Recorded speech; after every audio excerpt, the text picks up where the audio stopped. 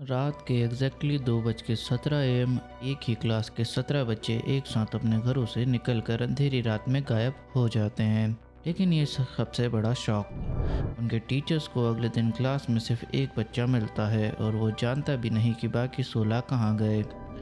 मैरूक पेलेंसावनिया एक छोटा सा पीसफुल टाउन, लेकिन एक सुबह पीस को तोड़ती है एक अजीब सी घटना। रात के 2:17 एक क्लास के 17 बच्चे अपने घरों के दरवाजे खोलते हैं और बिना कुछ बोले अंधेरे में दौड़ जाते हैं। अगले दिन उनकी टीचर जस्टिन ग्रैंडी क्लास में आती है और शॉक, क्लास खाली, सिर्फ एक बच्चा एलेक्स लिली। पुलिस इन्वेस्टिगेशन शुरू होती है। एलेक्स और जस्टिन दोनों कंफ्यूज्ड और उन्हें ना पता कि क्या हुआ और बच्चे कहाँ गए।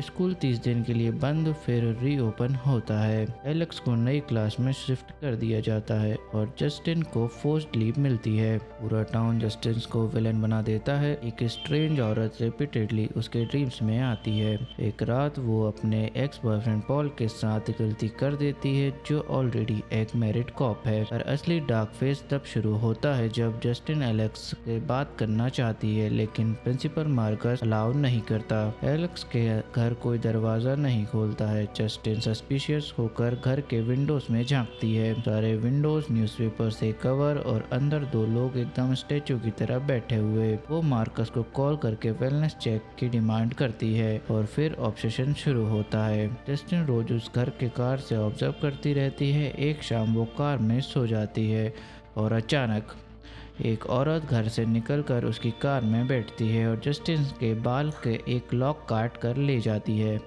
यहाँ स्टोरी क्रीपी से हॉरिफाइंग मोड में शिफ्ट होती है। आर्कर ग्रेफ, मिसिंग चाइल्ड मैथ्यू का फादर, पुलिस पर ट्रस्ट खो देता है। वो खुद रिंग कैमरा फुटेजेस कंपेयर करता है और एक मैप पर उन पाथ्स को ट्रेस करता है। शॉकिंगली सारे पाथ्स एक ही एरिया पर कन्वर्ज होते दिखते हैं। इधर पॉल मेंटली अनस्टेबल हो रहा है। एक ड्रग एडिक्ट जेम्स के साथ वायलेंट एनकाउंटर भी होता है। जेम्स गुस्से में एलेक्स के घर में घुस जाता है और अंदर जो देखता है उससे उसकी जान निकल जाती है। एलेक्स के पेरेंट्स ट्रांस में बैठे हैं और सारे मिसिंग बच्चे बेसमेंट में जिंदा मगर हिप्नोटाइज। वो पुलिस को इन्फॉर्म करने जाता है पर पॉल उसे रोक लेता है क्योंकि उसके आगे लगता है जेम्स उसकी कंप्लेंट करने आया है। जेम्स जंगल में भागता है और एक स्ट्रेंज औरत दूर से वेव करती दिखती है। पॉल उसे पकड़कर घर ले आता है और कुछ घंटों बाद पॉल जेम्स को ड्रैग करके एलेक्स के घर के अंदर ले जाता है। प्रिंसिपल मार्कस फाइनली एलेक्स के फैमिली से मिलने की प्रिपरेशन करता है।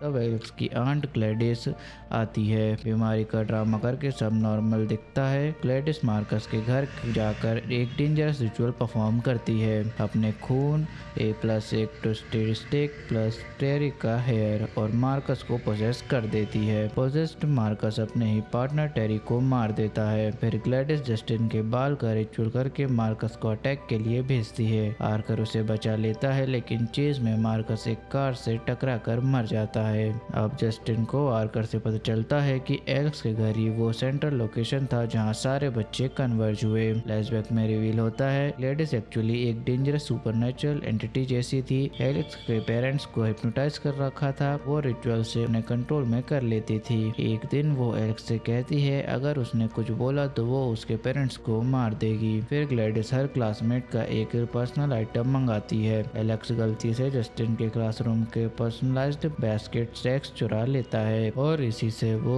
2:17 का रिचुअल होता है, जिससे सारे बच्चे एलेक्स के घर अट्रैक्ट हो जाते हैं। एक रात जस्टिन और आर्कर घर में घुसने की कोशिश करते हैं। एक ट्रैप एक्टिव होता है। पोसेस्ड पॉल और जेम्स उन पर अटैक करते हैं। उन्हें गोली मारकर रोक देती है। आर्कर बेसमेंट में बच्चे और ग्लैडिस को पाता है।